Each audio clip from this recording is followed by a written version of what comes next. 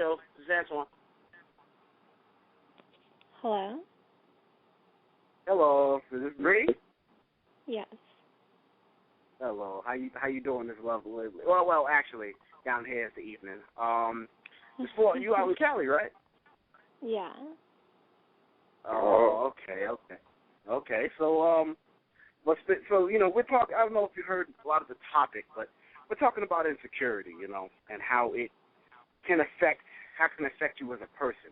So I wanted to ask you specifically. We're a deeper show here. We try to go into things a lot deeper.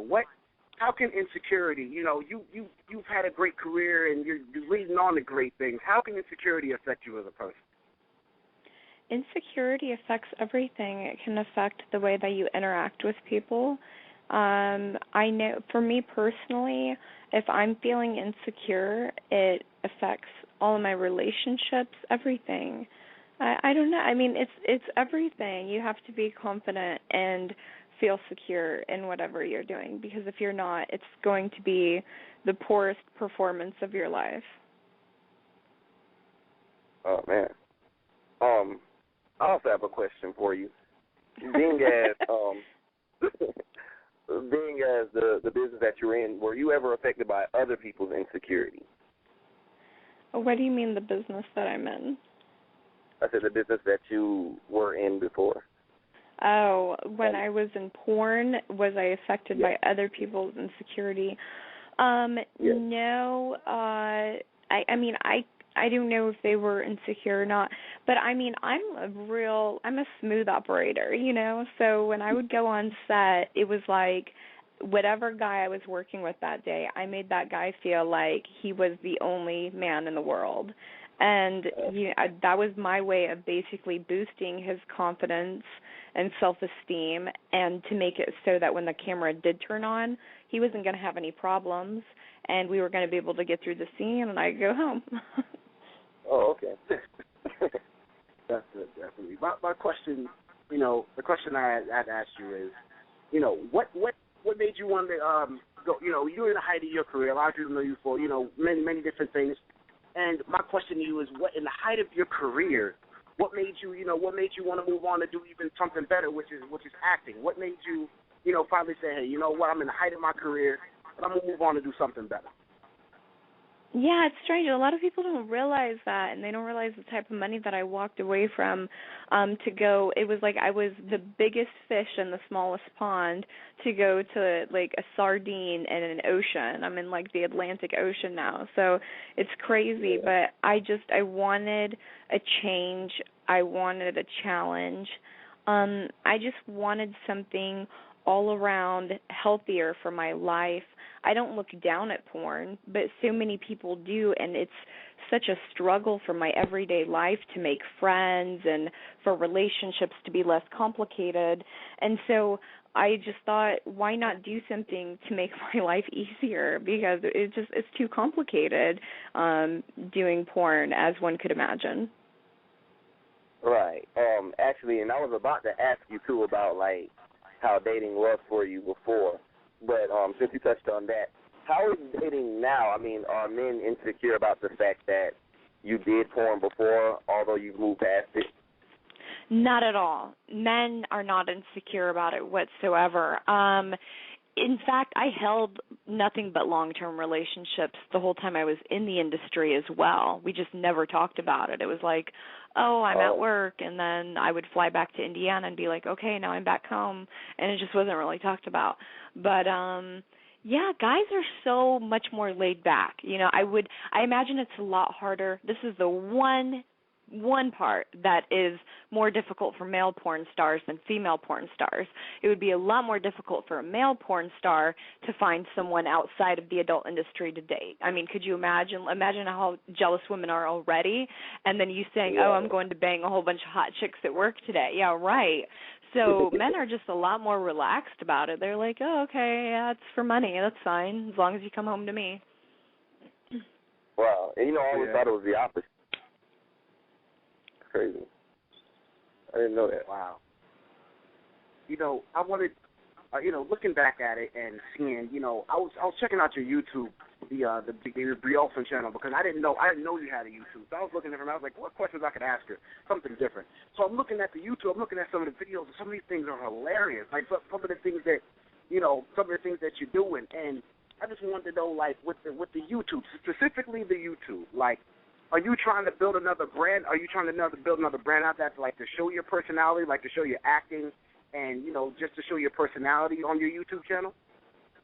That is strictly just fun. I love doing it. I love watching YouTube, and I have all these YouTubers that I watch, and it's so entertaining to me. And I'm like, hey, I'm Bree Olsen. I can make videos too, and people will watch them, so why not make them? So it's strictly just a fun thing to do. I understand. Wow. I need to check that out, man, because... You got to see this video. I'm sorry, man. I got to show you this video she did. It's hilarious. Yeah, man. You're going to have to show me that because I must apologize. I did not see the YouTube videos. Oh, well, shame on you. At least someone did their research around here. I know. I'm sorry. I did watch a lot of porn, but I didn't see the YouTube videos. I'm sorry. That's understandable. Listen, let me ask you this. Let me ask you this. So, how you going into acting? Now, let's go into your current thing you're doing because I'm excited to talk to you about this as well. Acting. Now, I heard on one of your videos you're taking an acting class. Now, how is acting class? And I wanted to get into that myself. At least learn like how to get emotion on demand and stuff like that. Like, how is acting class? Well, I prefer acting coaches for whatever role I'm going for, whatever I'm going to audition for, and I also prefer auditioning classes because if I go to acting classes, then it's like they could possibly untweak a few things that maybe people already like about me and are hiring me for. So I really don't want to tamper with the overall me of what I already have. So basically to go in for the auditions, these auditioning classes are amazing because if you think about it, the audition is all you need to be able to do to pass, and then you have the job. So when you go to these these false auditions where it's these classes, it's the actual people that hire in real life, and so they'll tell you, oh, we don't like this about your headshot. We don't like the way that you walked into the room. You should do this differently. You should do that differently. When they tell you from detail, they tell you your performance, they'll grade you on it, and so that's extremely helpful to me. So that's not even so much the acting. There's a little bit of acting involved, but it's more of how to get the job kind of classes. Right. And then, like I said, my coaches is just for whatever role is coming up or whatever I have going on. I'll bring my coach in for the first few days just to help me get into the character exactly and maybe possibly see a few things about the character that I didn't see and help me with that. Okay. But something that I think is great that everyone should do, and it's so much fun, is comedy improv, because learning improv and just having the comedy in your life and everything, it's so important, and it fits into every facet of acting. Even if you want to be in drama like I do or anything, it's nice to be able to have that improvisation and be able just to be on your toes at all times. It really makes you think a lot faster. Oh, okay. I didn't know that. I learned something today. What is a role that you would want to play? Like, what's your dream role? Something that, if you could just pick anything, you would choose it. You know, what got me interested in acting and what made me take the serious plunge was watching Anna Paquin on True Blood. And she plays Sookie on there. And I looked at Sookie and I said, I could totally play that character. That is so something I want to do. So Anna's great, you know, that's her thing. But a show like similar to that. So I love television shows. Movies are great, but I would love to get in a television series and be one of the main characters in a TV series. That'd be awesome. I could picture you playing Sookie too. I could actually picture that. Thank you. I'm so serious too. I actually need to catch up on that show because I didn't see anything past season 2. So, You know, I love Breaking Bad, but they don't really have any good female characters on there. Maybe, see, this is a sign they should, but no, I'm sure they already filmed it all. Yeah. It's ending now. now. Breaking Bad really, they really don't. They really don't. They got dude and other dudes. So and that's it. Yeah. Yeah, so like, they really got Indiana, right? You say you're from Indiana. How is, there's a lot of concept. I've heard a lot about Indiana. A lot of things good. A lot of people say it's quotation boring. How is Indiana as a state? Because I'm really interested in talking to somebody who's from there and loves it.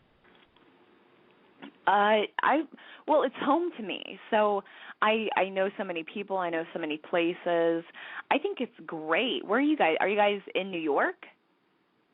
We're in Florida. Oh, no, we're actually in Florida. Oh, you're in Florida. Okay. Are you in the city? Are you in like Miami or Tampa or something? Close to Tampa. We're both in two different cities. Okay. Yeah. So Fort Wayne is very similar to, I don't want to say similar to Tampa, but it is in terms of just how easy it is to get all around and all of that. As to where here in Los Angeles it's just like such a mess and trying to drive places and get everywhere, and there's, if you want a pizza parlor, there's 50,000 to choose from, not 10, and it's just ridiculous. So and just too many people, it's just overcrowded. As to, I love Florida. Like Florida's like, I still get the heat, but I still have like real people, and you still have the scenery and everything. Just like in Indiana. Indiana obviously gets a lot colder, but I would say that Florida is so many more similarities than California. But yeah, Indiana is so much fun. I love it. I love it there. I love racing, and I can't race here. Like, what are you gonna do? Like, you're stuck in traffic. You can't go past like 20 miles an hour anywhere you go. Oh, so you race? Do you win when you race? I mean, I don't anymore. It's been 2 years now. I've been here for 2 years, but yeah, I did. Now I'm in a Mercedes. Yuck! I can't wait to get rid of that, but. Yeah, I miss my Japanese import. You can't wait to get rid of a Mercedes? What's the problem with your Mercedes? You having issues with it? It's a piece of crap. Man, I would have never thought that. I'll tell them that's their. I do tell them that's their face every time I go in. I'm like, well, here's my 10th visit this month. Your car really sucks. So are you particularly in LA just for the acting purposes? Or are you just in LA just for acting, or you'd be back in Indiana? Oh, strictly here for the acting. I would not be here 1,000% if it was not for my job. I would totally be back in Indiana. Wow. I do not like it here at all. Unless you are like a millionaire. No, unless you're a millionaire and you have assistants to go do everything for you, chauffeurs to drive you around, like private planes to take you, and your sweet Japanese imports out to the desert and race. Unless you have all of these things and you can live in a mansion away from all the noise and craziness, then it's just a weird, crazy show here every day. It's like a hustle. You just have to be like, it's a hustle and bustle. It's like New York City, but fake and hot. Oh. No one ever decided like that before. I don't even want to go now. She made me not want to go. No, I'm so pessimistic about California. It's not as horrible as I make it out to be, I promise. It's not that bad. Okay, so like besides Indiana, like in Cali, like what's another in Florida? You mentioned Florida. Like what's when you're going on a vacation, right? And you maybe a significant other, maybe you by yourself, some friends, and not any of the three states you named, New York, Indiana, or Florida. What or maybe out the country? What's the perfect vacation for you? Like if you went somewhere for like a week. No, your phone was off. Nobody was bothering you. Where would you go? Oh, my gosh. I love going to tropical places. So anywhere like Cabo, Mexico, the Sea of Cortez. Oh, my gosh. My friends and I vacationed there. no cell phones because we're out on this huge private yacht. It was just gorgeous. I got up at like sunrise every morning, got on these jet skis that went up to like 200 miles per hour, and I'm just like crashing against all these waves in the ocean. It's a whole nother level. It's amazing. It's gorgeous. You don't have to worry about anything. You can just dock over by the beaches and go chill in the sand. Gorgeous, gorgeous. I love being outside, so anything outside. Yeah, I feel that. I like being outside too. What's the most beautiful place you've ever been, like, where you just like the scenery more than anything else? You know, I've traveled all over the world, but Hawaii really has almost everywhere else beat. Hawaii it has a little bit of everything, and I like the clouds in the sky. I like it when it gets kind of misty and gray sometimes, so I like that Hawaii has that as well, and it's not always sunny, because in California it's always sunny, and it's creepy. It's like, when is there going to be like just one overcast day? This is strange. I'm in the Twilight Zone or something. Yeah. But I always heard that Hawaii is too expensive. Yeah. I don't know. I could totally like live in a hut in Hawaii though. I could just live in a hut on the beach. You know, there's homeless people in Hawaii, and I even asked a homeless guy once. I said, "How did you get here? Like, what did you do?" And he's like, "I panhandled until I had enough money for like a super cheap ticket, and I flew out, and I've just been here." I'm like, that is awesome, because these homeless people in Hawaii, they literally just set up their little shacks on the beach, and people just let them stay there. And I'm like, that is the sweetest deal ever. Let me go be homeless in Hawaii. Man, listen, man. I'm about to book my next ticket right now. I'm about to book this next ticket, man. That sounds inviting to me. If you could just sit there and lay on the beach and just be like, all right, you know, nobody's gonna bother me, then hey, I'm happy with that. Now, let me transfer this to a fun question, right? I know are you familiar with sports, or you don't pay attention to it, or yeah, you're kind of eh?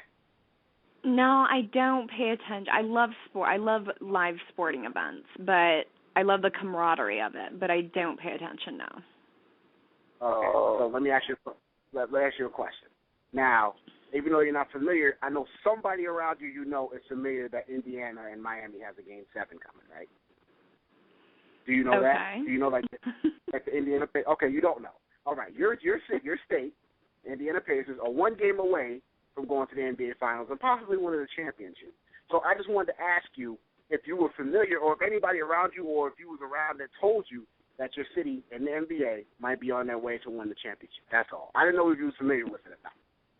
You know, my neighbor, every time a game is on, he's like, "Oh, your Pacers are playing so-and-so," and I'm like, okay.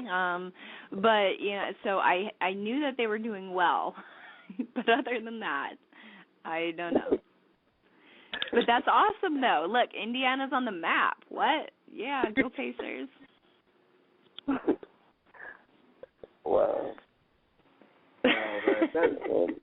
So, hey, man, there's nothing wrong with that. I mean, you from Indiana, you got the pass and the booklet to say that. So, I mean, let me ask you one more thing. I thank you for taking this call and calling in and being so wonderful and nice. I don't want to take up too much of your time. But I just got one more question. What's in Bree Olsen's iPod right now? When you're working out, what music do you like? Oh my gosh, this song, I love it so much. It's called Molly by, who's that by? Tyga? What? I'm not sure. Wiz Khalifa. I guess the album's called Tyga. You guys don't know the song? I know. It's amazing. Hold on. What does it sound like? How does it go? Hold on. I'm playing it for you.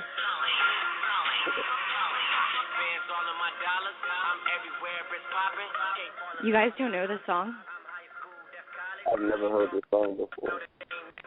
You have to it bumps so hard in your car. It's going to be amazing. You're going to be like, thank you so much, Bree Olsen, for introducing me to Molly by Molly Wall. No, it is Tyga. Tyga, Molly, featuring Wiz Khalifa in Molly Mall. Oh, that's the first thing that popped up on YouTube. She's right. See, it's so hot right now. I'm about to listen to it, though. I hope it's actually good, because I'm about to listen to it. And if it's bad, I'm going to tell you that it's bad. It's amazing. And then Bugatti, of course, is great. Oh, that's that joint, though. Now, that's that joint. Now we talking. That Ace Hood, that Welcome to Bugatti, that's my song right there. Okay. That's my second favorite. But once you hear Molly is going to trump Bugatti. But why don't you just trade your broken down, messed up Mercedes you complain about for a new Bugatti? That way, when you play the song, it all makes sense. Because if I would actually ever accept any of these sugar daddy's advances, maybe I could. But I want a young stud. I got you. Well, Bree, we thank you very much for it. We won't take too much of your time. I know you got a lot going on. I thank you, for being in contact with me throughout this whole thing, being humble and kind enough to take this great interview. This is a positive show, so we try to keep everything on the positive side. And, you came and gave a great interview. And if there's any last words, I thank you very, very much for this interview, okay? Thank you. You guys are great.